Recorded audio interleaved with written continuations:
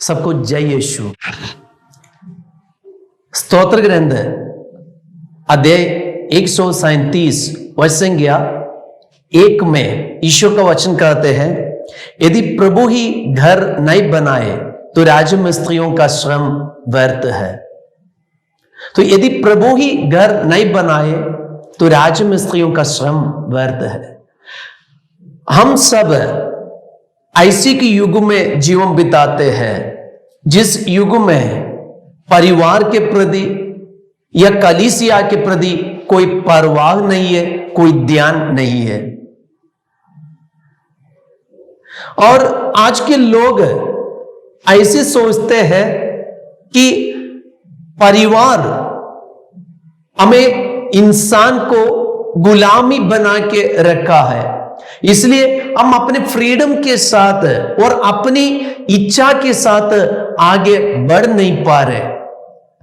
कई लोगों का सोच ऐसा है, कलीसिया बहुत सारे नियम बना के रखा है और ये नियम इंसान को आगे बढ़ने नहीं देते। यीशु में प्रिय भाई और बहनों, सबसे पहले हमने ईश्वर का वचन सुना है, यदि प्रभु ही घर नहीं बनाए तो राजमिस्त्रियों का श्रम व्यर्थ है। हालेलुया, यीशु की स्तुति हो, यीशु की आराधना हो। तो आज के इस युग में हम सोचना है कलीसिया क्या है और परिवार क्या है। हम क्यों परिवार में जीना है, कलीसिया में क्यों बने रहना है। कलीसिया का इंपॉर्टेंस और परिवार का पारिवारिक जीवन का इंपॉर्टेंस हम जानना है, नहीं तो हम परिवार में खुशी के साथ जी नहीं पाएंगे। हालेलुया, यीशु की स्तुति हो। परिवार के बारे में यीशु मसीह परिवार के साथ यीशु ने किया एक सुंदर चमत्कार है। वो चमत्कार हम देख सकता है संत मत्ती का सुसमाचार अध्याय 5 वचन संख्या 1 से लेकर 20 तक पढ़ने से हमें मिलेगा यीशु ने परिवार के साथ किया एक बहुत बड़ा चमत्कार। गिरासनियों के देश में एक जवान लड़का परिवार में जन्म लिया, लेकिन कुछ दिनों के बाद उसके मन में ऐसी सोच आया कि मुझे क्यों परिवार। वो अपने परिवार को छोड़कर, माता पिता की रिश्ता छोड़कर और अपने भाई बहनों के साथ रहना नहीं चाहते, वो रिश्ता तोड़कर वो अपनी मर्जी पे जीवन बिता रहे। वह बाहर जाके जीवन बिताना शुरू किया, अभी पहुंच गया कब्रिस्तान में। और ये जवान लड़का जी रहे कब्रिस्तान में। बाइबल में लिखा है, सुसमाचार में लिखा है, वह कोई उसे जंजीर से भी नहीं बांध पाता था, क्योंकि वह बारंबार बेड़ियों और जंजीरों से बांधा गया था, किंतु उसने जंजीरों को तोड़ डाला और बेड़ियों को टुकड़े टुकड़े कर दिया था, और कोई भी वश में नहीं रख पाता था, उसे कोई भी वश में नहीं रख पाता था। मतलब परिवार छोड़कर अपनी मर्जी पे जीने वाले एक जवान लड़का की हालत ऐसा हो गया कि कोई भी उसे अपने वश में रख नहीं पाते थे। तो परिवार की रिश्ता छोड़कर जब हम परिवार से अलग होके अपनी मर्जी पे जी रहे, वो व्यक्ति का और वो बच्चा का जीवन भी ऐसे ही हो जाते हैं। तो ये समझकर यीशु ये लड़का को ढूंढकर वो गिरासनियों के देश में आ रहे। जब यीशु को देखा, ये लड़का चिल्लाने लगा। ये ऐसे चिल्लाते हैं कि मेरे पास कोई ना आए। जब यीशु आ रहे थे, पहुंचने से पहले यीशु ने वो लड़का के अंदर जो दुष्ट आत्मा था उससे पूछा कि कौन हो तुम। जब ये लड़का से नाम पूछे, उसने नाम दिया, मेरा नाम सेना है, क्योंकि हम बहुत है। एक लड़का के अंदर हजारों हजारों दुष्ट आत्माएं अधिकार लिया, इसलिए आज उसको ऐसे का नाम यीशु के सामने देना पड़ा कि मेरा नाम सेना है, हम बहुत है। तो इतनी सारी दुष्ट आत्माएं एक ही परिवार में जन्म लिया, एक लड़का को सताते थे। जब परिवार को छोड़कर वो अपने मर्जी पे जीवन बिताना शुरू किया, उनके जीवन में, शरीर में, बुद्धि में, दिमाग में, उनके सोच विचार में ये सारी दुष्ट आत्माएं अधिकार लिया। हालेलुया, यीशु की स्तुति हो। प्रियजनों, यीशु ने ये लड़का के साथ क्या किया है? यीशु ने उनसे बातचीत किए और उनकी परेशानियों को समझा, और बाद में यीशु उनके अंदर जो दुष्ट आत्मा अधिकार लिया था, यीशु उस दुष्ट आत्मा को वो लड़का से निकाल दिया। जब दुष्ट आत्माएं ये लड़का को छोड़कर चले गए, ये लड़का यीशु के पास आकर यीशु से एक बात कहती है।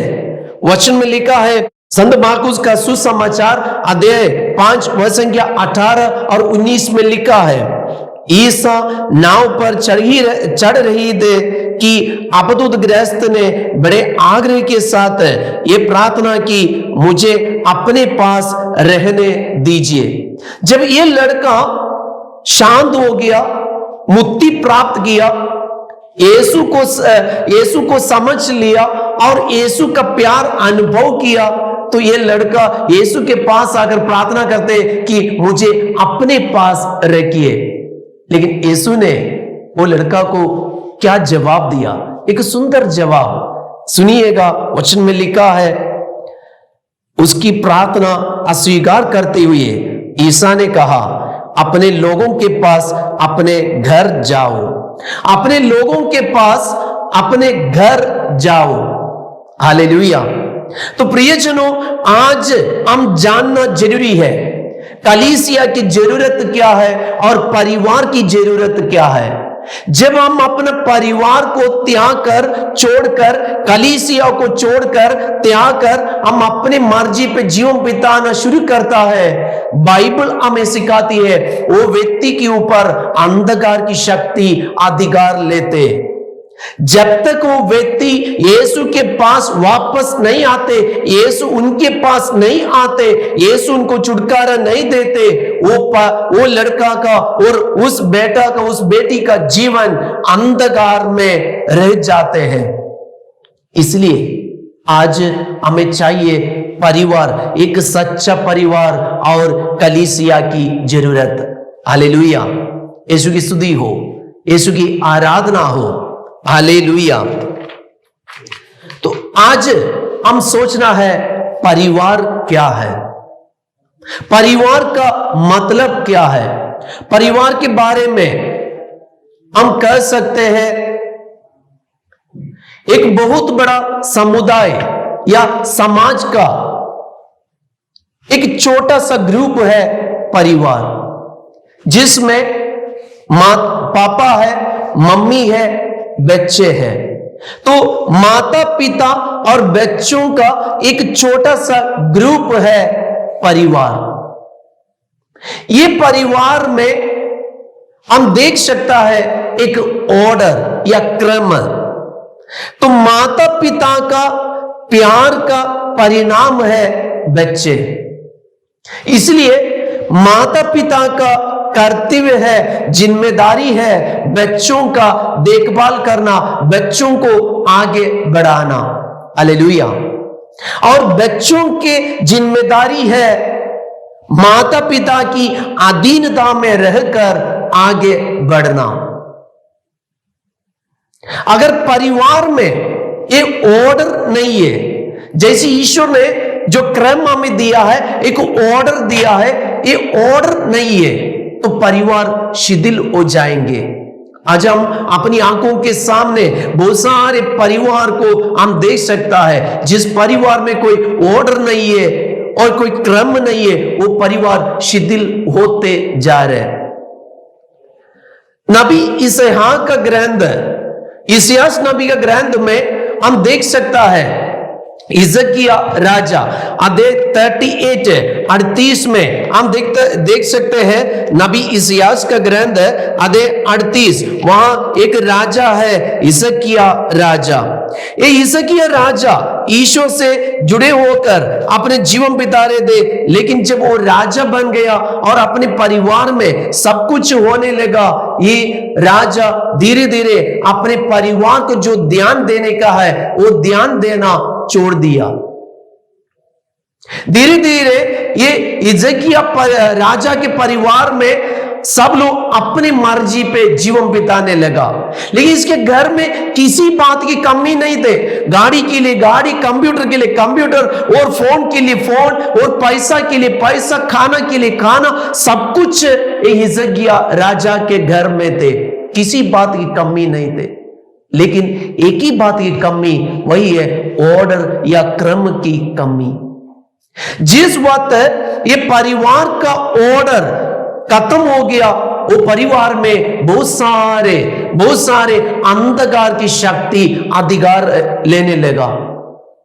जब ये परिवार, हिजकिया राजा का परिवार अंधकार की शक्ति के गुलामी बन गए, एक दिन ईश्वर एक दर्शन देकर हिजकिया राजा को एक चेतावनी दिया। वो चेतावनी में ईश्वर हिजकिया राजा से कहते हैं, वचन में लिखा है, उन दिनों हिजकिया इतना बीमार पड़ा था कि वह मरने को हो गया। आमोस के पुत्र नबी इस्याह ने उसके यहां जाकर कहा, प्रभु कहता है, अपने घर बार की समुचित व्यवस्था करो, क्योंकि तुम्हारी मृत्यु होने वाली है। हालेलुया। तो इस्यास नबी द्वारा हिजकिया राजा को ईश्वर एक दर्शन देता है और एक चेतावनी देता है और कहते हैं कि तुम्हारी मृत्यु होने वाली है। ये मृत्यु के पहले तुम अपने घर बार की एक समुचित व्यवस्था करो।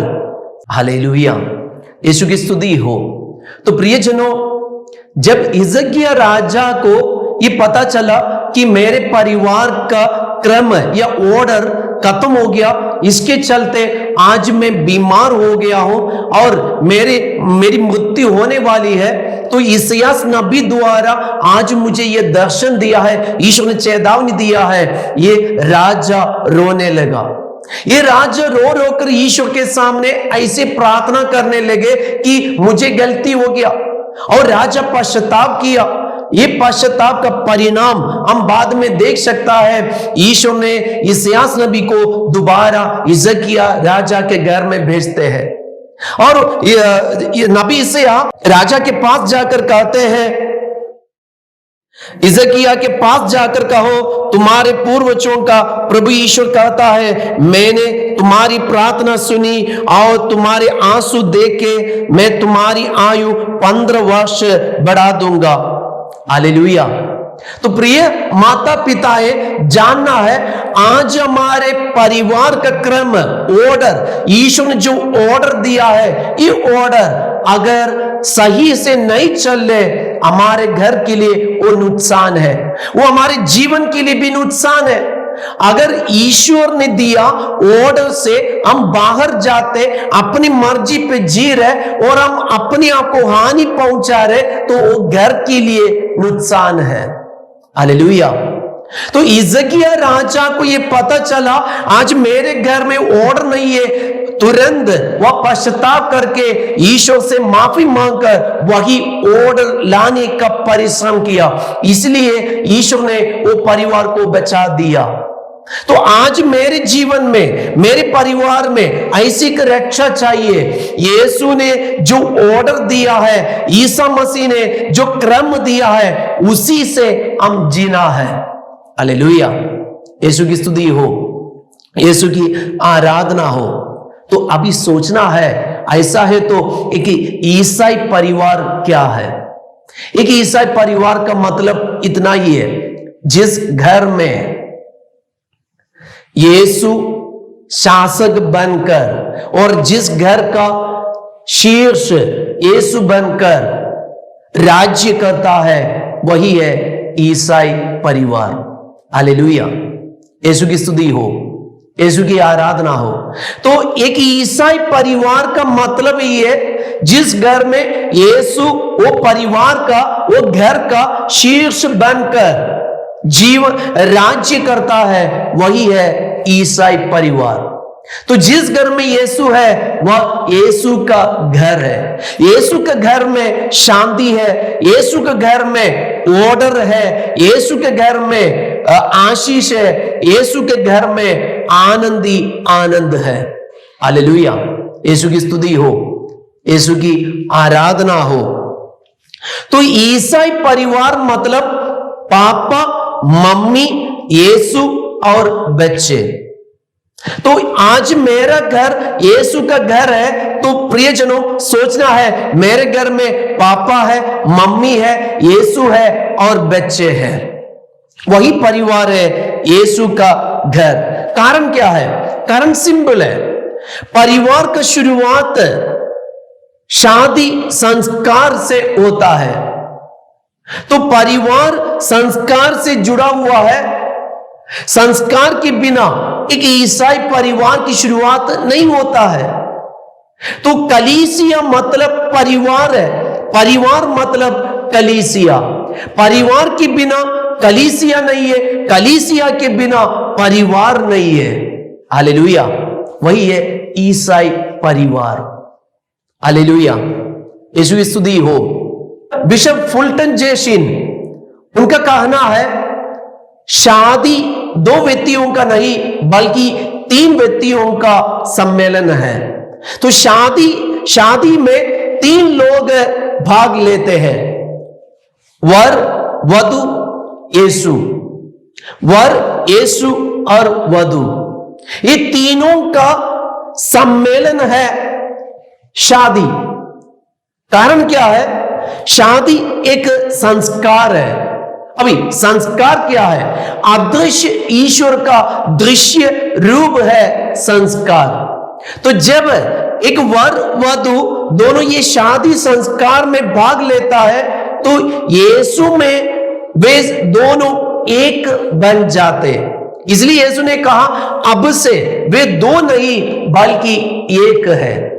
तो शादी संस्कार द्वारा ये पुरुष और स्त्री दोनों एक शरीर बन जाते। ये दोनों का प्यार का परिणाम है उनके संतान। हालेलुया, यीशु की स्तुति हो, यीशु की आराधना हो। इसलिए एफेसियों का पत्र में संत पौलुस हमें याद दिलाते हैं। एफेसियों का पत्र अध्याय 5, एफेसियों का पत्र अध्याय 5 वचनसंख्या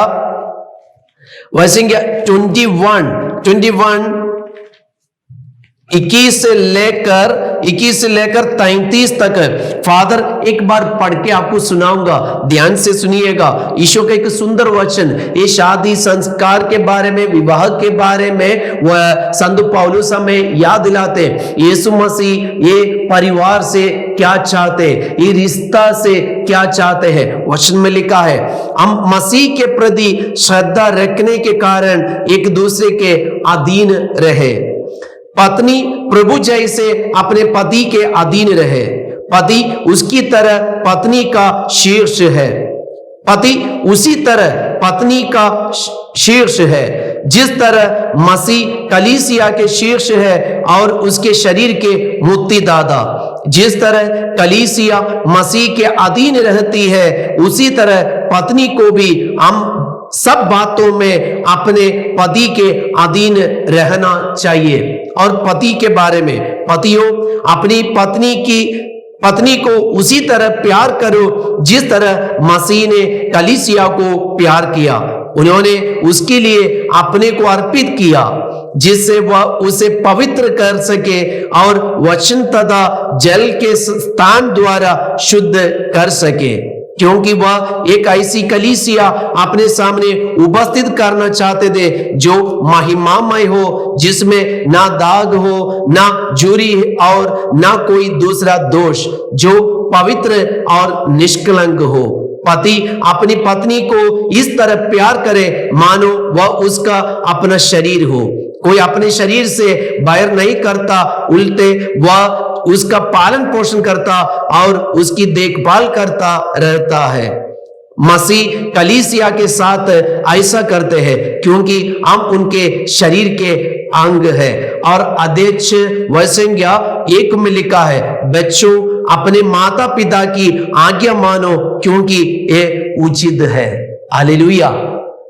तो एक परिवार का मतलब क्या है? एक मसीह परिवार का मतलब क्या है? एक ईसाई परिवार का मतलब संत पौलुस हमें याद दिलाते हैं कि पति अपने पत्नी को आदर करना, पत्नी अपने पति के अधीन रहना और माता पिता बच्चों का देखभाल करना, बच्चे माता पिता के अधीनता में रहना। हालेलुया। तो परिवार के लिए एक ऑर्डर है। ये ऑर्डर ईश्वर ने, यीशु ने हमारे लिए दिया है। परिवार की शांति के लिए, परिवार की खुशी के लिए, परिवार का आनंद के लिए और परिवार की एकता के लिए यीशु ने ये ऑर्डर, ये क्रम हमें दिया है। हालेलुया। यीशु की स्तुति हो, यीशु की आराधना हो। हालेलुया। तो प्रियजनों, परिवार और कलीसिया, हमें पता है कलीसिया की शुरुआत कैसे हुई। जब यीशु ने शिष्यों से पूछा, लोग मेरे बारे में क्या कहते हैं? शिष्यों ने कई जवाब दिए। अंत में पेतुस खड़े होकर यीशु को एक जवाब दिया कि आप जीवंत ईश्वर का पुत्र है। जब यीशु ने पेतुस के मुंह से जवाब सुना, यीशु ने पेतुस से कहा, पेतुस तुम चट्टान हो, पेतुस तुम चट्टान हो और इस चट्टान पर मैं अपनी कलीसिया बनाऊंगा। तो कलीसिया की शुरुआत एक चट्टान पर हुआ है। यीशु ने कलीसिया की स्थापना चट्टान पर किया है। इसलिए यीशु परिवार के विषय में, घर के बारे में भी ये चट्टान को लेकर कहते हैं, जो मेरी वाणी पर चलते हैं, जो मेरे वचन के आधार पर मैंने जो ऑर्डर दिया है, एक क्रम पर चलता है, वह अपना घर को चट्टान पर स्थापना किया है। वो घर पर पानी पड़ने दो, आंधी तूफान आने दो, वो घर नहीं ढहेगा, वो घर के नष्ट नहीं हो सकते। लेकिन जो मेरी बात पर नहीं चलते, मेरी वाणी पर ध्यान नहीं देते, अपनी मर्जी पे जीवन बिताते, वो पापा होने दो, मम्मी होने दो, बच्चे होने दो, वो घर का नष्ट, वो घर का नुकसान जरूर है। वो घर ढा जाएंगे, वो घर नष्ट हो जाएंगे, शिथिल हो जाएंगे। हालेलुया। इसलिए आज हम जानना है, हम सबके परिवार का नींव यीशु मसीह होने वाले चट्टान पर होना जरूरी है। यीशु के वचन के आधार पर हम अपने परिवार को चलाना जरूरी है। हालेलुया। यीशु की स्तुति हो, यीशु की आराधना हो। प्रियजनों, कलीसिया के शुरुआत को देखिए। प्रथम कलीसिया घर घर में शुरू किया है। घर घर में वे जाकर प्रार्थना करते थे। प्रेरित चरित्र अध्याय 2 वचन 44 से लेकर 47 तक पढ़ने से हमें पता चलेगा। वहां वचन में लिखा है कि लोग घर घर जाकर प्रार्थना करते थे। प्रथम कलीसिया के बारे में वहां लिखा है, और आपको पढ़ के सुनाऊंगा। सब विश्वासी एक हृदय थे, उनके पास जो कुछ था उसमें सबों का साझा था। वे अपनी चल अचल संपत्ति बेचते थे और उसकी कीमत हर एक की जरूरत के अनुसार सबों में बांटते थे। वे सब मिलकर प्रतिदिन मंदिर आया करते थे और निजी घरों में प्रभु भोज में सम्मिलित होकर निष्कपट हृदय से आनंद पूर्वक एक साथ भोजन करते थे। वे ईश्वर की स्तुति किया करते थे और सारी जनता उन्हें बहुत मानती थी। प्रभु प्रतिदिन उनके समुदाय में ऐसे लोगों को मिला देता था जो मुक्ति प्राप्त करने वाले थे। यही ये प्रथम कलीसिया की शुरुआत। तो कलीसिया की शुरुआत घर घर में हुआ था। विश्वासियों का समुदाय घर घर में जाकर स्तुति करते थे, आराधना करते थे। तो परिवार यीशु ने दिया, परिवार का मतलब यही होता है, वो परिवार में प्रार्थना होती है, वो घर में प्रभु की आराधना होती है, वो घर में ईश्वर की नियमों का पालन होते हैं। ईश्वर ने एक ऑर्डर दिया है। हालेलुया, यीशु की स्तुति हो। मैं आपके सामने एक छोटी सी घटना रखना चाहता हूं। फिलहाल फादर के पास एक दीदी आए। वो दीदी अपने बेटा को लेकर आए। अपने बेटा का एक बहुत बड़ा प्रॉब्लम हुआ। प्रॉब्लम यही था कि कुछ दिन से उनके स्वभाव में, व्यवहार में बहुत सारे परिवर्तन देख रहे। तो जब मम्मी इसके उदासमय चेहरा को देखकर बहुत चिंता में पड़ गई। पूछने का हिम्मत नहीं हो रही कि मेरे बेटा को क्या हुआ। तो ऐसी मम्मी घर में बैठी थी तो ये बेटा आकर मम्मी से कहा, मम्मी मुझे कहीं दूर ले जाइए, मुझे आपसे कुछ कहना है। मम्मी जल्दी बेटा को लेकर घर से बाहर निकले। वहां जाकर बेटा से पूछा, बेटा आपको क्या हुआ। बेटा मम्मी से बोला, मम्मी आज मेरे साथ ऐसी एक बात चल रही, बस मैं वासना की अधीनता में होकर मैं अपने शरीर में और मैं दूसरों के साथ ऐसे कुछ दुर्व्यवहार करते हैं।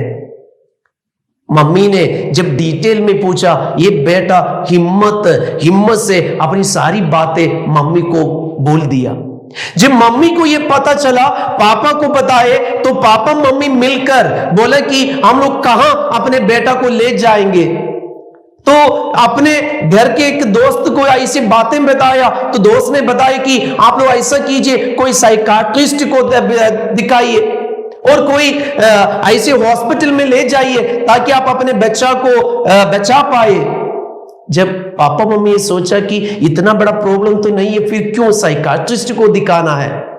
वे आश्रम में आते थे तो अचानक उनके मन में एक सोच आया, नहीं हम कहीं नहीं ले जाएंगे, हम आश्रम में दिव्य ज्योति रिन्यूअल सेंटर में ले जाएंगे। ऐसे उन लोग वो बेटा को लेकर आश्रम में पहुंच गए और सारी बातें बताए। तो फादर ने उनको एक ही एडवाइस दिया, बेटा तुम जल्दी एक पाप स्वीकार करो। वो बेटा पाप स्वीकार किया। उनका काउंसलिंग हुआ और जब काउंसलिंग के बाद फादर ने उनको एक सवाल पूछे कि बेटा आपको इतना हिम्मत कहां से मिला कि आप अपने ये वासना के बारे में मम्मी को बता पाए कि मैं ऐसे पाप करता हूं, ये बात कैसे मां को बोल पाए। बेटा ने कहा, फादर जी मेरी मम्मी ने मेरे बचपन में मुझे सिखाया है कि संतों की कहानी, और तुम्हारे जीवन में जब मैं परम प्रसाद स्वीकार करते थे, पाप स्वीकार करने के पहला पाप स्वीकार करने के मम्मी ने मुझे सिखाए थे, पाप स्वीकार एक बार के लिए नहीं है बेटा, बार बार पाप स्वीकार करना। इसीलिए कलीसिया में यीशु ने ये परम प्रसाद या पाप स्वीकार संस्कार को दिया है। ये सुनकर मेरी आंख भी खुल गए। ये बेटा को इतना हिम्मत है अपने शरीर के बारे में मम्मी से बोलने का, और अपने जीवन में जो गलती किया था, ये गलती मां से कहने के लिए इसको इतना हिम्मत मिला। तो देखना है पापा मम्मी का रिश्ता, पापा मम्मी ये बच्चों के साथ, ये बेटा के साथ क्या रिश्ता बनाए रखा है। वे हमेशा हर रात्रि जागरण में, हर वनडे कन्वेंशन में ये आश्रम में आते थे, इसलिए कलीसिया से जुड़े होकर वे जीवन बिता रहे थे। उनके परिवार में पारिवारिक प्रार्थना होते थे। तो ये कलीसिया से जुड़े रहने के कारण, संस्कारों से जुड़े रहने के कारण आज ये बेटा के जीवन में ईश्वर ने एक कृपा दिया इससे मुक्ति पाने का। हालेलुया। इसलिए हम देख सकता है संत पौलुस भी जब जेल में था, संत पौलुस वो विजातीय और उस व्यक्ति से कहते हैं, अगर तुम रक्षा प्राप्त करना चाहते, तुम प्रभु ईसा मसीह में विश्वास करो, तुम और तुम्हारा परिवार बच सकोगे। तो आज हमारे परिवार के लिए ईश्वर जो ऑर्डर दिया है, ये ऑर्डर में, ये क्रम में हम जीना चाहते तो हमें कलीसिया की जरूरत है, संस्कारों की जरूरत है। संस्कारों से जुड़े रहना हमारा जीवन का एक मुख्य बात बनना है। कलीसिया के बिना ईसाई परिवार नहीं है, ईसाई परिवार के बिना कलीसिया भी नहीं है। इसलिए प्रियजनों, कलीसिया एक परिवार है, परिवार एक कलीसिया है। हम यही विश्वास के साथ कलीसिया से जुड़े रहकर हम अपना जीवन बिताना है। हमारे परिवार ईश्वर ने दिया एक सुंदर गिफ्ट है। ये परिवार में ईश्वर ने जो ऑर्डर दिया है, वही ऑर्डर से, वही क्रम से हम जीने से अपने परिवार को यीशु का घर, यीशु का परिवार या पवित्र परिवार बना सकते। हालेलुया। हम एक पल हाथों को जोड़कर यही लक्ष्य प्राप्त करने के लिए प्रार्थना करेंगे। ईश्वर ने जो ऑर्डर मेरे परिवार में दिया है, जो क्रम मेरे परिवार में दिया है, वो क्रम के हिसाब से, वो नियम के हिसाब से, वो आज्ञा पालन करते हुए मैं जीवन बिता सकूं। प्रभु यीशु, जैसे आप संत यूसुफ और मरियम के जीवन में जन्म लिया, वो घर को पवित्र घर, पवित्र परिवार बनाया, ऐसे मेरे घर में जन्म लीजिए, मेरे दिल में जन्म लीजिए। ऐसे मेरे घर को भी वही पवित्र परिवार बना दीजिए। ऐसी कृपा और आशीष हमें दीजिए। माँ, जब आप यीशु के रास्ते में दी, तब आप घर में दी, जब आप घर में दी, तब यीशु के रास्ते में दी।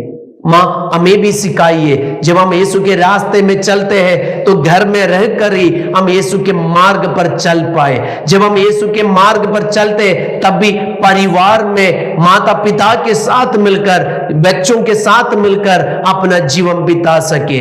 पिता, पुत्र और पवित्र आत्मा के नाम पर आमीन। सबको जय यीशु।